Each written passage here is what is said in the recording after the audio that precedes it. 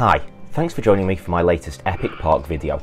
For regulars, sorry it's been a while, and for anybody new to my channel who hasn't seen these videos before, here's the concept in a nutshell. I'm aiming to build a realistic park in Rollercoaster Tycoon Classic, so none of the mods you get on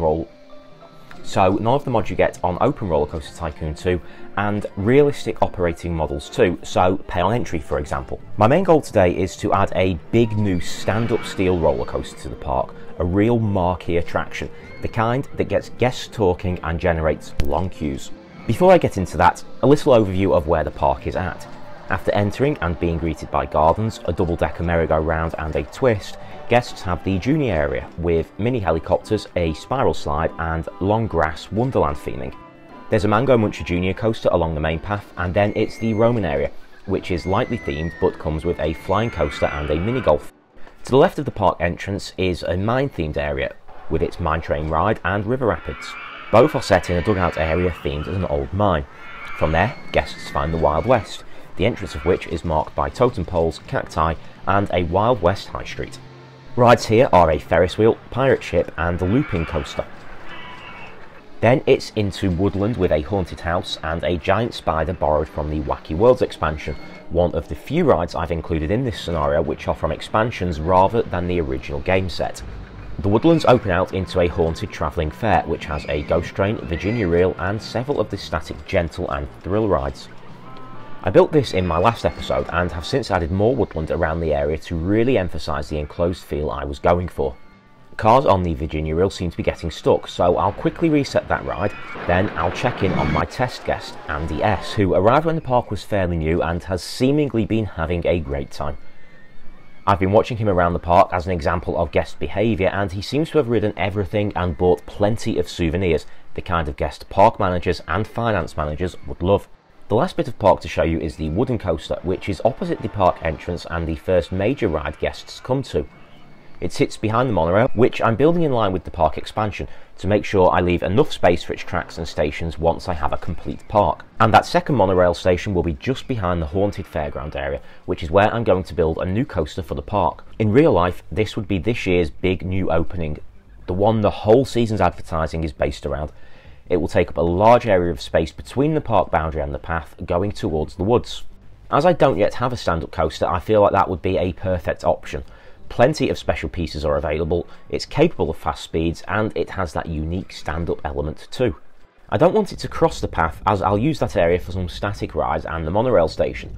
So I have placed the station between the path and park boundary, and after a very small drop from the station, I bring the chain lift hill back towards that woodland area.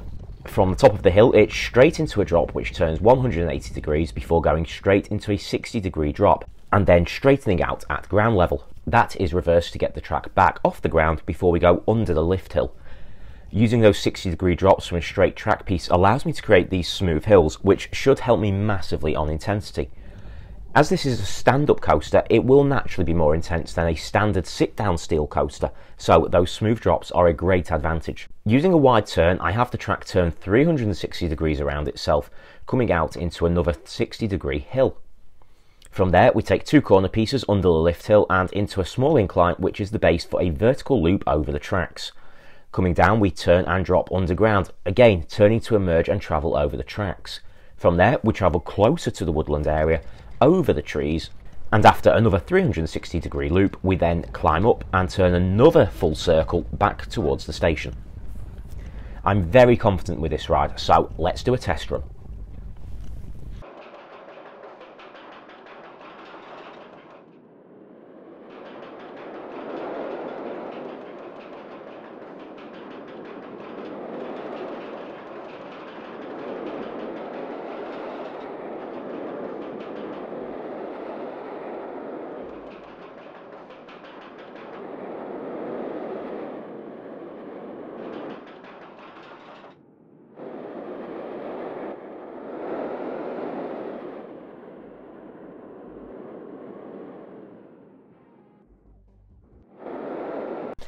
Okay, so we didn't quite have the speed to get up that hill after we left the underground section, but that can be solved with a slightly higher first drop, which I don't think will hurt my intensity too much. Let's skip the test this time and get to that crucial part. It makes it, but barely. Let's take out this steep hill and replace it with something a little more gradual and a slightly higher initial drop again.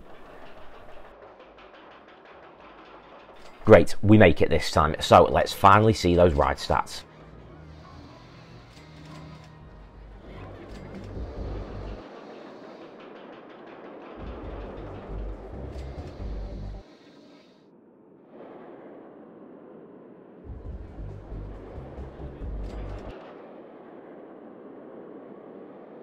They are very good, and that excitement will be above 7 once I've added some finishing touches to the look of this ride. Before I do that, during the final test I had a message to say my mine train still hadn't been fixed. I'm wondering if the mechanics are getting confused trying to find the station. It looks like it hasn't been tested often enough. I'd better keep an eye on that. Back to the stand-up coaster then. I want this to be a landmark ride of the park, which means it can't just be sat on some grass to the left of the path. It needs a grander entrance. I think about adding a station building, but I find them fiddly and scenery is not my strength on Rollercoaster Tycoon. Instead, a glass station would fit nicely and an entrance and exit path which come under the station back towards the main path. In front of the coaster I'm going to add a water feature, 2 sections of lake surrounded by flower beds and with fountains on the water. It will give the ride a nice entrance for guests to come through before riding. A perimeter fence will add to this theme and to the realism, and with a quick cut, there's the completed feature. Complete with stand-up rollercoaster signage to let guests know where they are headed. We'll need a handyman for this area, and then I'm ready to link the path back up to the rest of the park. And here come guests flooding in to try out this new coaster. And just to check, we are now over 7 for excitement with that additional theming and the pathways. So now to deal with the rest of this area. First, I'll reposition the monorail a little. I want to have a couple of static rides in front of the monorail station, so let's add a funhouse and a motion simulator, as these don't necessarily fall into any scenery category, and balance my intense new coaster with a thrill and gentle ride nearby.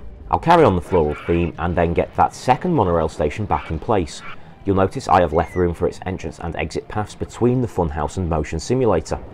Before fixing the monorail station, I did extend the queue line for that stand-up coaster, which seems to have everybody in the park heading its way, so I'll add some queue line TVs as well.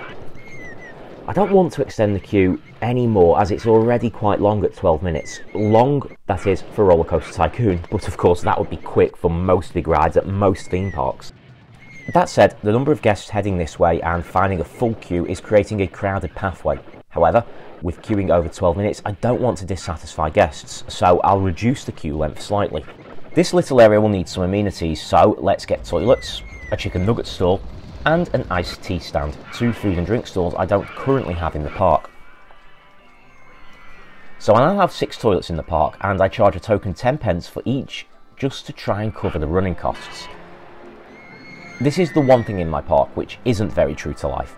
Let me know of any theme park you know which charges for toilets after you've paid the entry fee. I don't think there are any anywhere. My 6 toilets do seem to include quite a few close together on the main park path, so I'll add a 7th on the far end of the park near to the Roman rides, but remove one of the less profitable ones of those which are clustered together near the front of the park. Back over at my new stand-up coaster, I'm quite happy of the look of this area, knowing that it will be more complete as I continue to expand the park. I think my next step will be to move inland and try and complete this quarter of the park.